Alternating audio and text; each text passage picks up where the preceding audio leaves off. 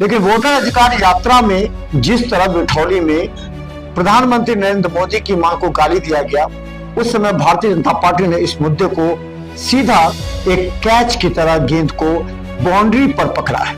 हम उन लोगों से कहना चाह रहे हैं, उन नेताओं से कहना चाह रहे हैं जो महागठबंधन में हो या बीजेपी में हो, किसी भी राजनीति, किसी के माँ बाप की गाली अगर आप देते हैं, संविधान की बात तो साइड कर दीजिए, लेकिन किसी माँ की किसी भी व्यक्ति के, चाहे वो आम आदमी हो, जो आम आदमी में देखिए ना, गांव घर में आप किसी भी आदमी के माँ बाप को गाली देके किस तरह आपका सर फोड़ देता है, किस तरह एफआईआर हो जाता है, किस तरह गोली मार देते हैं लोग।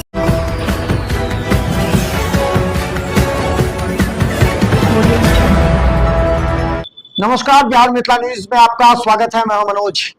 देखिए, बिहार में सियासी बवाल होना स्वाभाविक है, वो भी जब चुनाव नजदीक होता। देखिए, कोई भी राजनीतिक दल एक भी पॉइंट को मिस नहीं करना चाहता जिससे सामने वाले जो वोटर हैं वो प्रभावित ना हो जाए, और वोटरों को प्रभावित करने के लिए मुद्दे ढूंढे जाते हैं राजनीतिक दल के नेताओं के द्वारा। देखिए, जिस तरह राहुल गांधी ने लोकसभा में संविधान खतरे में कर करके मुद्दा बनाया था, उसी तरह राहुल गांधी ने देखा कि बिहार में कांग्रेस कमजोर है, तो उसे राजद का सहारा लेकर के, भले पहले राजद के बैसाखी का सहारा लेकर के उसने कांग्रेस नेताओं, कार्यकर्ताओं, वोटरों को एकजुट करने का प्रयास किया। इसलिए उसने वोटर अधिकार यात्रा निकाली।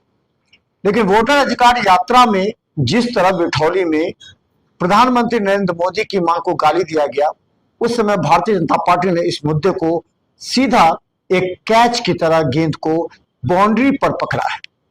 देखिए, बाउंड्री पर इसलिए करें कि चुनाव है, और इसे पकड़ लिया, मुद्दे को एनडीए छोड़ेगी कैसे, और इसे प्रधानमंत्री की मां का अपमान नहीं, देश का अपमान कह करके, वो मिथिला की धरती से कहकर राहुल गांधी और तेजस्वी यादव के जो वो यात्रा निकली थी, वोट अधिकार यात्रा, उसे फ्लॉप करने में जुट गई।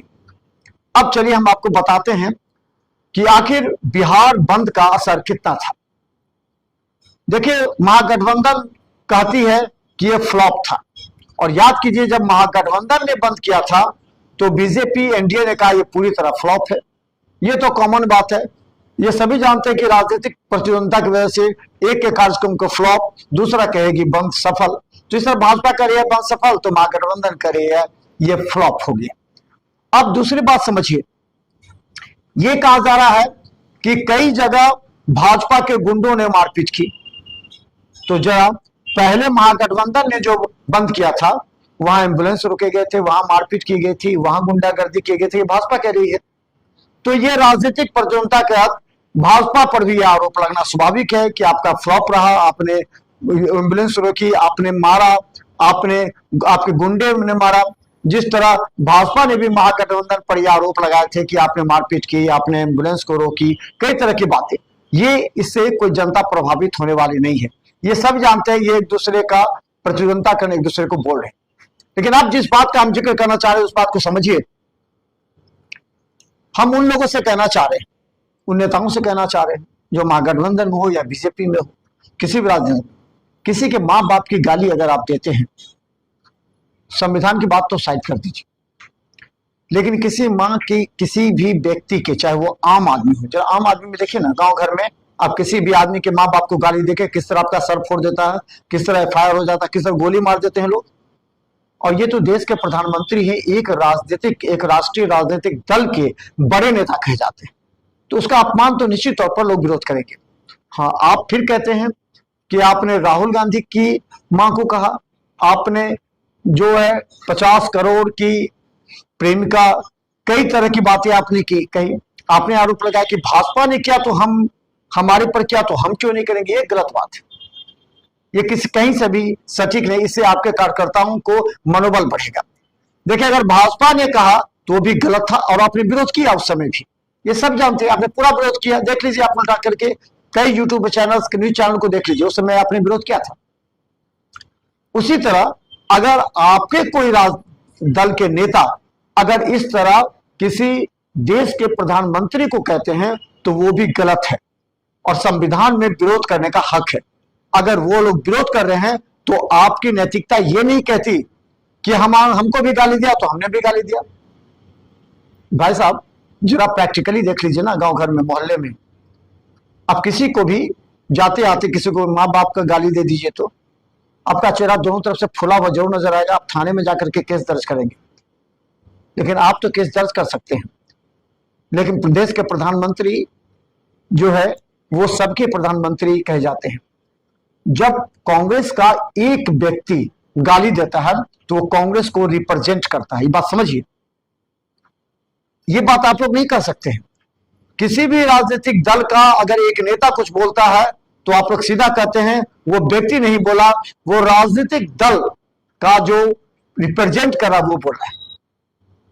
तो आप कैसे कह सकते हैं कि जो उसने हमें गाली दिया, हमारे राहुल गांधी की कांग्रेस को गाली दिया तो हम भी वो गाली दिया तो बुरा क्यों लगा, इसके लिए विरोध क्यों कर रहे? विरोध संविधान में करना है ना, संविधान लेके तो आप लोग घूमते ही हैं। तो हम ये कहना चाह रहे हैं कि बात को समझिए, किसी को भी गाली देना या किसी भी व्यक्ति के माँ बाप को गाली देना न संविधान कहता है न आपका नैतिकता कहती है।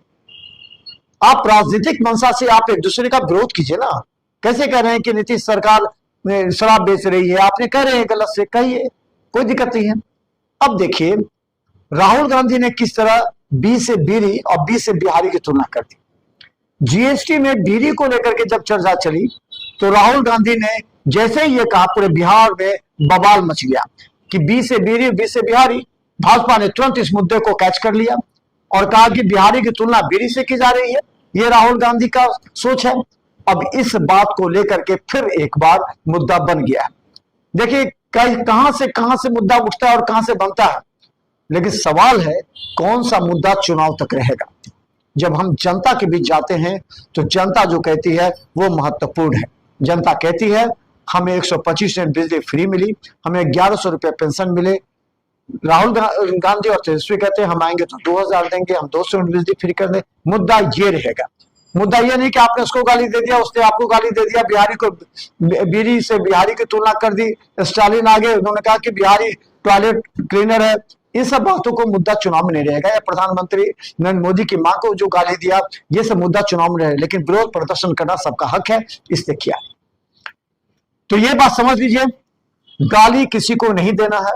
अगर राजनीतिक दल के नेता होकर के आप गाली देते हैं, अगर आप राजनीतिक दल में हैं तो आपको निश्चित तौर पर अपनी गलती माननी चाहिए। ये नहीं कि उसने गाली दी और हमने भी गाली दी। नंबर एक। दूसरी बात कि आने वाले चुनाव को मुद्दा को समझिए। किसी भी नेता को बोलने से पहले 5 बार सोचना पड़ेगा, क्योंकि अगर किसी दल का एक नेता एक गलत बयानबाजी करता है उसका खामियाजा उसे चुनाव में भुगतना पड़ेगा।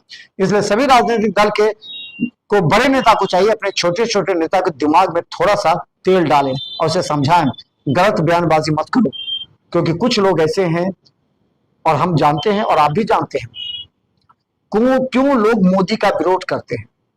यही मोदी या यही एनडीए सरकार आपको 125 यूनिट बिजली फ्री देती है, आप लेते हैं कि नहीं? 1100 रुपया पेंशन देती है, आप लेते हैं कि नहीं?